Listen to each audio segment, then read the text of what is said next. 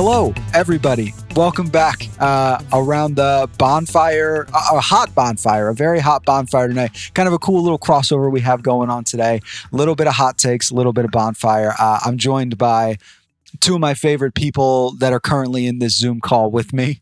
I've got our fearless leader, the man in red himself, the guy with one hoodie. He only owns one hoodie and he wears it every day of his life. That's Matthew Shapelman. Matthew, how are you feeling, brother? The irony of all of that is I'm actually not wearing the one hoodie that you are implying that I normally wear. So you're full of crap. But it's good to see ready to talk some fire. Love that. Love that for you. Perfect. And then, sorry about that, guys. Also joined by the man with the stats and the guy who I can point to the outline and say, hey, fill this up with things that I didn't know, but you think are interesting. And that's DJ. DJ, how are we feeling? Fun fact, Orlando City has a April Fool's joke had a manatee jersey. And unfortunately, it sold out immediately. I'm really sorry to hear that, DJ. I hope you're okay. I'm fat. I should wear the manatee shirt. Kind of fire, Cal. All right. DJ did not have his pizza today. And for all of you hot takes, but not bonfire listeners, now you have to listen to the bonfire so that you can understand what's going on. Unfortunately, no Paul, no Joe tonight. So it's going to be a little bit of a light crew. Or Tim. Or Tim, yeah, for the bonfire listeners, no Tim or Alan. So a little bit of a light crew tonight, but it's going to be a fun time. It's going to be a good time, even though I'm getting fired in 10 minutes. You're not getting fired in 10 minutes. You were allowed to stay. You chose not to. I'm getting fired in 10 minutes out of the cannon. Don't worry, everyone. Oh my golly, good Lord. All right, well, guys, we are going to talk a little bit of Chicago Fire FC and Orlando City SC as they face off in Soldier Field this coming Saturday. The Fire coming off a 7-2 thumping at the hands of Nashville Soccer Club and BJ Callahan, the Twitter darling himself, and Orlando City coming off a win over LA Galaxy 2-1. Just some quick facts here for you so you can take them with you whether you want them or not. Orlando City, 4-4-2. They're on 16 points. That's 1.6 per game. Currently sitting 7th in MLS, but they are 1-3-1 on the road, so not nearly as interesting. Luis Muriel, 4 goals, 2 assists. Marco Palisic, 5 goals, 2 assists. So really strong performances from the guys there, lining up with the back 3 and then 4 in midfield. And then Pedro Gallesi, the goalkeeper, has cut 4 clean sheets in a row. Okay, so maybe I misreported what the last game was apparently. FootMob's outline confuses me, I guess. But the Fire have only been kept out of the net once this season, so should be a very interesting of immovable force meets unstoppable object type situation. It is wonderful to be here. Matthew, how are you feeling heading into this matchup with Orlando City? Not great. Anyone who's saying they feel great are lying, because if you feel that way after a 7-2 whooping, I think is the word, thumping is the word you used, and you're happy about it, then you're a problem. But no, this feels like a game that's really going to set the tone for the next 5 or 6 games. The Fire are now winless in, what is it, 5 and 6? 5, I believe. And you have a good team, and you're back at home, winless at home. It feels like a very important match for the team, probably the most important game on the road. How you respond after 7-2, after a 7-2 loss is, the definition of what type of team you're going to be. Are you going to be mediocre? Are you going to be good? Or are you going to be great? So I'm not feeling great, but I don't know what's going on the pitch, and I'm hopeful that the boys are going to bounce back. Yeah, absolutely. I think we talked about on the recap a little bit, just this 7-day stretch, right? Coming up from this Saturday through next Saturday, You've got 3 games in front of a home crowd, one of which being the United States Open Cup, which we will hopefully have some coverage on early next week against Detroit City FC. You've really got the opportunity to let this season move in either direction, right? And I think, there's been a lot of talk about the flowchart on MLS.com because they keep hitting the flowchart button instead of actually talking about the team. But it's also kind of fair, right? It's the cycle of, they might be back. It's so over. And I think the most Fire thing possible would be win 3-0 at Orlando, lose to Detroit, and then draw with Atlanta next week. just because, right? So yeah, but I think you go out there and you have this opportunity to get 2 points in a cup win, or 6 points, excuse me, in a cup win, or you have the opportunity to maybe get 1 point, 3 points total, or maybe 4 points total, and maybe beat Detroit City, but maybe not in a convincing way. So yeah, I agree with you, Matt. It's going to really test the mettle of this team, and I think one thing we talked about the midfield a lot, and I'm curious to get your take on this, Matt, as somebody who maybe appreciates some of the younger guys. DJ, obviously, if you have thoughts, chip in as well, brother. At what point do you? Oh, sorry. Go ahead, DJ. I was gonna say, I think, to be perfectly honest, you guys kind of summed it up. The only thing I will add is, it is very easy to get back from that, but it is very hard. Okay, how do I put it? It is very easy to get out of that rut if you win this game. If you get out or you do well in the game, even if it's the Miami game again, it's easy to get out of that rut from the 7-2 loss. But if you lose this game, then it's almost impossible to get out of it, and you start suffering mentally because now it's like, oh fudge, because I can't say fuck yet because it's not hot takes. Yeah, I totally agree with you. And I mean, we talked, I mentioned briefly there, right? Luis Muriel, 6 goal contributions, Marco Pasalic, 7 goal contributions. That's 9 goals between them. And then you still have Duncan McGuire up top, who hasn't really been Duncan McGuire this year, but we know the quality of player he is, right? Obviously somebody who Blackburn Rovers was willing to spend, $3 million on last year. And that's not nothing. So, I mean, it's concerning, right? To your point there of the Fire could come out great, score 3 goals in this game, and still wind up losing because of the way that back line is played.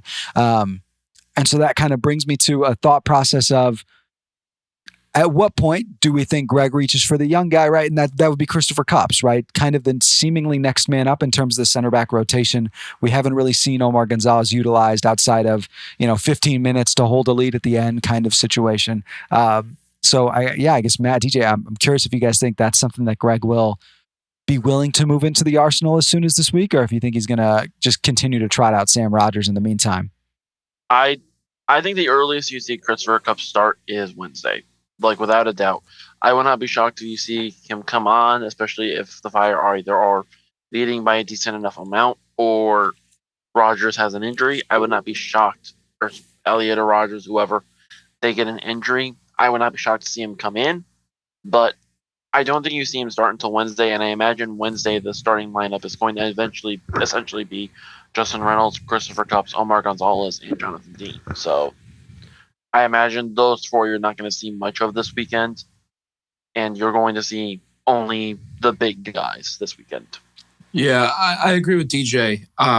Sam Rogers is the second best center back currently healthy on the roster. Carlos Turan, is probably going to outperform him when healthy, but evidently he's not. And I don't think that's going to change. I mean, Triple G said this in a press conference, probably 3 weeks by now, where he said Cupps isn't ready. And the only reason Cupps ended up making up his debut is we were down 5 goals.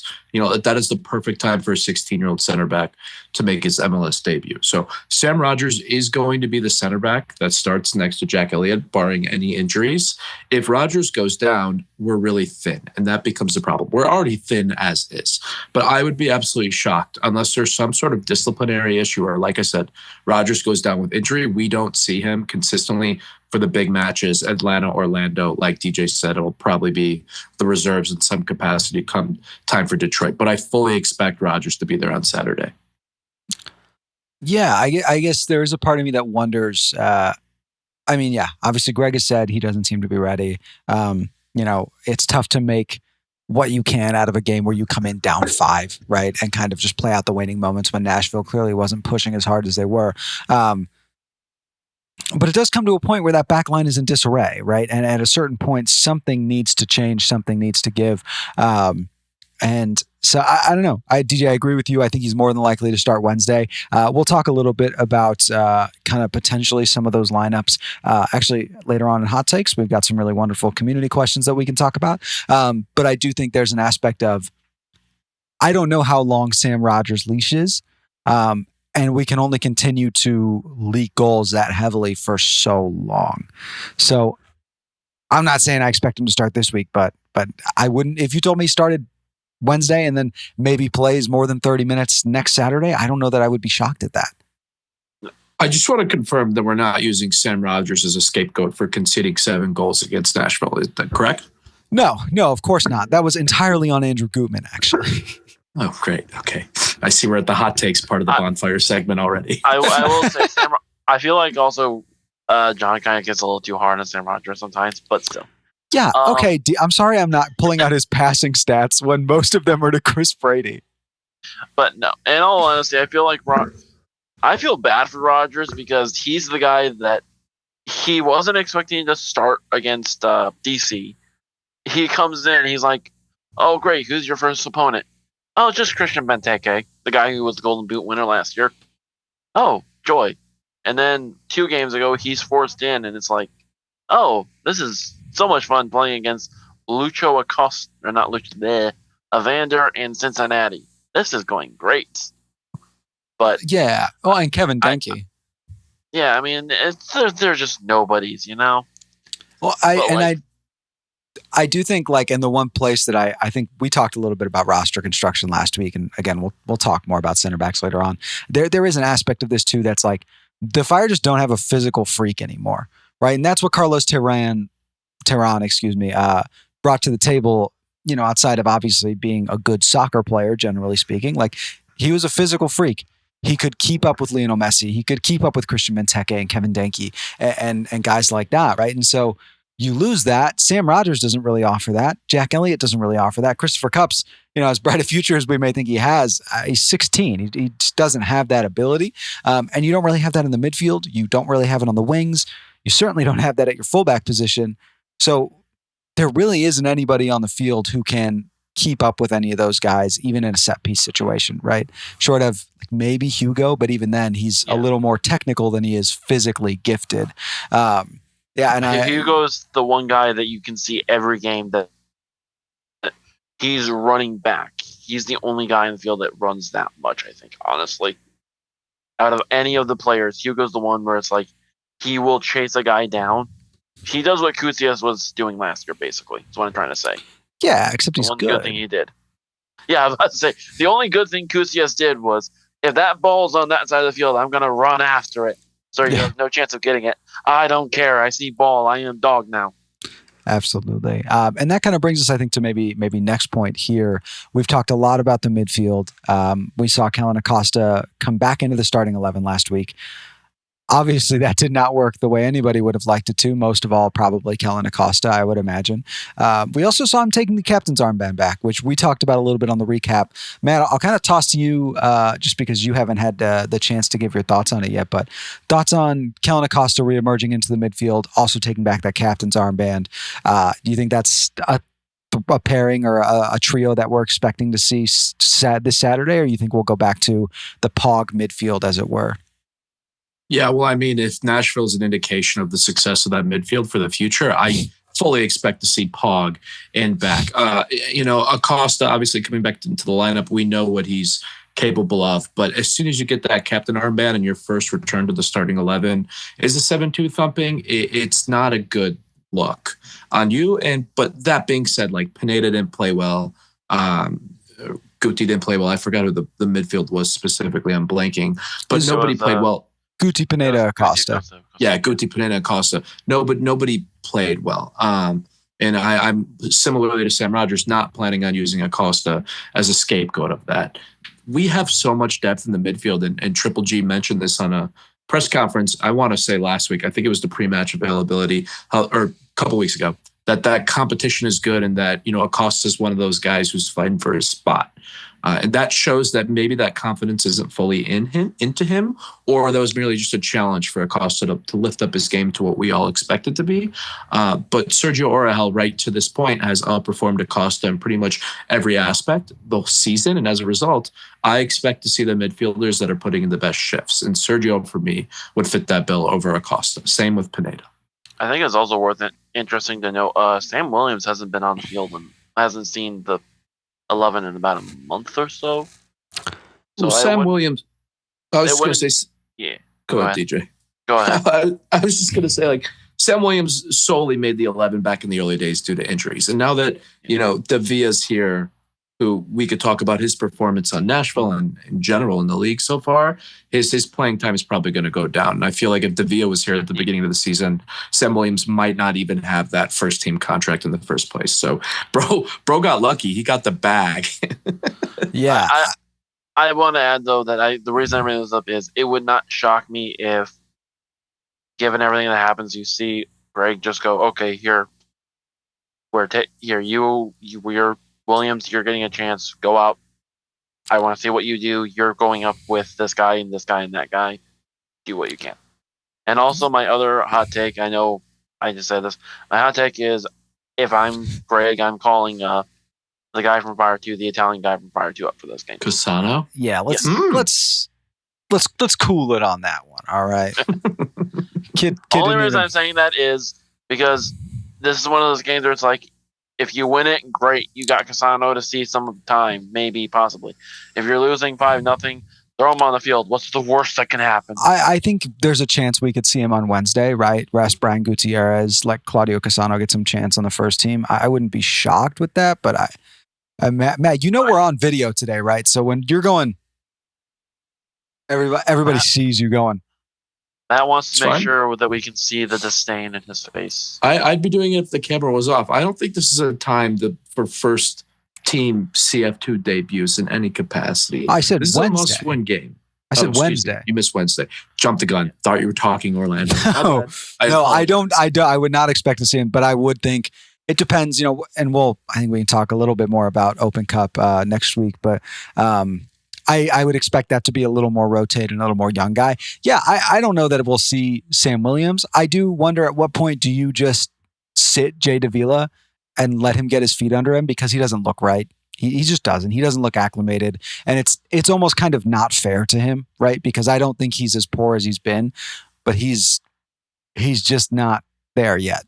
I think he needs a little bit of time to adjust. Yeah, I would love to see him play with Fire 2 and get comfortable. Frankly, get comfortable in the States. Like, this is new for him. So, Ryan Fish in the chat. Right? Did you mention that we're going to get KDB? We'll talk about KDB in a little bit. I want to point out Jay Davila went from playing literally against guys that are semi-pro at times to playing against Lionel Messi. Well, okay. Can we also use a little bit of? Can we also get well? Fair enough on the training appearances part. I was going to say, Leo Barroso did the same thing and looked awesome. But he wasn't. His first game was against Messi. Yes, fair enough. But what I mean by that is, it's not really. I even said a few weeks ago, like, I hope his performance has improved, because otherwise, given what few minutes we have seen, he looks more like Jairo Torres than anything else, and that's not good. And I really want him to prove me wrong. Part of why I say that. I'm not ready for that call out, DJ. We're not ready for that at all. You sure you don't want to stay for hot takes, DJ? We could really use these thumping ones right now. I am going to be busy with my own stream. Okay. I actually don't kid there, but no. I think I agree. Jay Davila needs time. He needs time with Fire 2. End the story. Yeah, and I think, Matt, to circle back to your original point about expecting Orahel to start, I think the only reason we could see Kellen Acosta in this game, one, is because I do think Greg has a certain level of trust in him, right? I do think he expects him to be better than he has been, in the same way Kellen expects himself to be better than he's been. But also because I think, man, against this front three of Orlando, like, you need to have a defensive presence, which to me says you need another body that can hit. And as much as I love Sergio Orahel on the ball, I don't know if he offers that off the ball. And look, if he ends up starting, I'll feel good about it. I think he's a really talented player, and his abilities in possession go a really long way. But I just think I wouldn't be surprised at all to see Kellen Acosta back in the 11, purely for there's a guy who can get down and dirty, throw Luis Muriel off his game, and really try and impact the attack of Orlando. And frankly, like, I think sometimes this team just needs somebody to take a yellow. They need somebody to go out there, throw a shoulder, catch a knee, and just take an elbow or take a yellow, excuse me. And I think Kellen's the guy that can do that. So I'm expecting him to start on Saturday, maybe see Sergio on Wednesday, but we'll kind of see about that. I'm not opposed to that shot. I mean, if you look at the front six, large, Ish obviously changes game to game, but their front six is really talented, midfield up. And to have that other defensive-minded midfielder not named Sergio Orel as benefit. I mean, we know about Luis Muriel and we know about the Croatian winger Pasalic, who has 5 assists on the season already. But that doesn't even include 5 goals, not assists. Ojeda and Araujo and Eduardo Atesta, who we saw what he did at LAFC back in the day. And then, of course, Angulo, who's one of the quickest guys ever. So I see the need for that sort of need in the mid. I see the need for the need, I guess is what I'm trying to say. And you've convinced me, John, I guess is my final point. Wow. Look at me. That's a first. So convincing, some may say.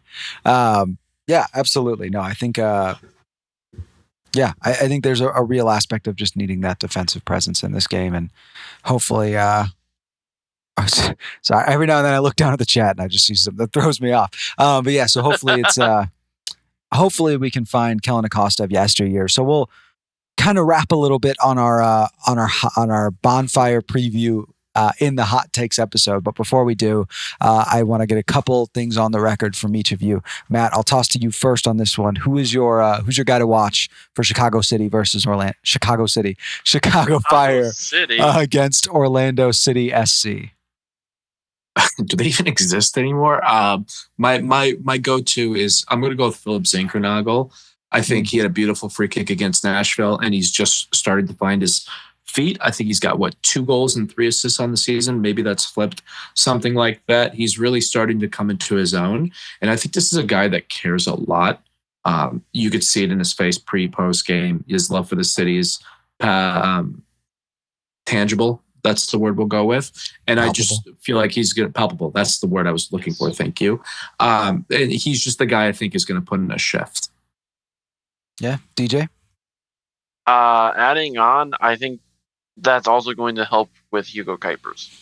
Zinkernagel and Kuipers definitely have a link up. I think more than Bamba and Kuipers kind of at this point. And Bamba needs to get better, and Guti still needs to get better right now. But Kuipers is already golden boot leader at the moment. And if, like Matt says, Zinkernagel's on his game, then yeah, Kuipers is going to be great too. Yeah, I think, Zinkernagel was the first one that came to my mind just because, man, I think set pieces are going to be key in this game. I think it's we saw the Fire really, really struggle against a back 3 last week, and now you're going to face one again. And so I think set pieces could be very important to scoring, and Zinkernagel right now is certainly the best, delivery we have on a set piece. But I think, kind of a dark horse a little bit. I kind of think it's Omari Glasgow. As far as I know, at least in training, Leo Barroso not back with the squad yet. And we've seen how important the fullbacks are, and especially that right back. When Leo Barroso was playing to his fullest potential, we were winning, 3 games in 3 weeks, all on the road. And I think Omari's played well. If he can be a little more dynamic in the attacking third, if he can really finish those crosses to the point where you're putting it on Hugo's head instead of at his chest or instead of in front of him, he could be a really dynamic piece. He could be a guy that makes a difference in the game and, finally notch some goal contributions for the first team. I think those opportunities could be there for him. They already have been. So it's just going to be about really managing that with Zinkernagel and making sure he's putting the ball where it needs to be. From there, I'll kick it back around the loop. Score prediction. I've gone back and forth on this, and I feel like I always end up saying some kind of the same thing, but I'm going to say 2-1 Fire. I think they just need it. I think they're desperate. I think they're feeling embarrassed, and I think they're going to bounce back out, hit hard, hopefully, and come out swinging. So I'm going to go 2-1 Fire. DJ, what do you think? Well, my heart and my brain disagree. Shocking. My brain says it's probably going to be a 2-2 draw. Realistically, something like that. It's probably going to be a very close game. It's going to be more than likely either a draw or a very, very close victory for one team. However, my heart goes, you know what? This is a Fire that need to win. This is a Fire that want to fight back. We know the team actually gives a damn right now, which is something that we've missed. And I don't think I didn't see the aftermath, but I can't imagine Chris Brady was exactly cheering go happy after that game.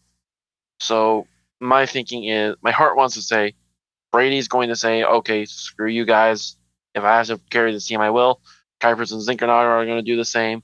I think Glasgow, he knows like he's got to play better. Gutman knows he's got to play better.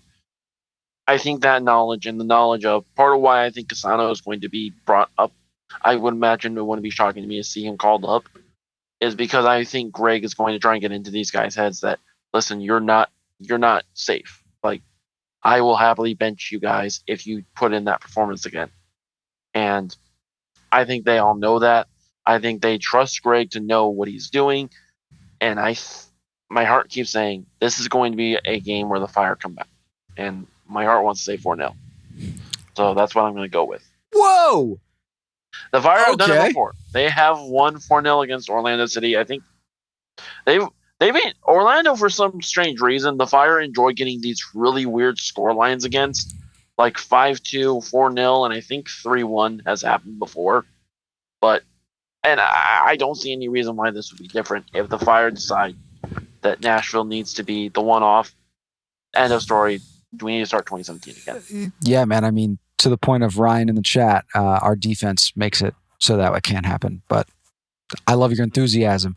Matt, who you got? Our defense is going to make this possible this week. 2-1 Fire. They're due. I remain an optimist, and I don't let my brain do any talking when it comes to Fire scores. Zinkernagel and Kuipers. Kuipers stands alone, the top of the Golden Boot. This is a game you need to win. You should win, and they will win. And I believe that with my whole heart. In fact, I've never felt more confident about anything in my life. 2-1 Fire. Let's get 3 points. You heard that. Matt is confident, and he said 2-1, Zinkernagel and Kuipers. This is not gambling advice, but I mean, that's probably a pretty sick parlay. You pick the exacta and both goal scorers. It's probably good money on that, I would imagine. I've never been wrong in my life. That's all I'm saying. Don't check, heat check. I promise you I've never been wrong. Yeah, just for the record, Matt's not good at this. Anyway, although I say that and he and I picked the same score. So this is the first time for this, but we're going to do a little outro and then continue the show. So if you're listening to the podcast after the fact, go to YouTube, check out the Bonfire, or not the Bonfire, the Hot Takes episode that immediately followed this. If you are in the chat, feel free to stay. Please stay. We're about to start getting into community takes and taking callers. As always, you can follow us on Twitter, Men in Red 97 or MIR97 Pods. Keep an eye out for Tailgate Talks for a new episode of the Hot Takes that just went up today. Yeah, thank you so much for joining us around the bonfire here. It's been a blessing to have you, and we look forward to seeing you on Saturday. Come find us. You can talk to Matt about all sorts of silly things on camera and make him question his fandom and beliefs in terms of ball knowledge. But thank you for being here. Hope to see you back next time. And come on, you Men in Red.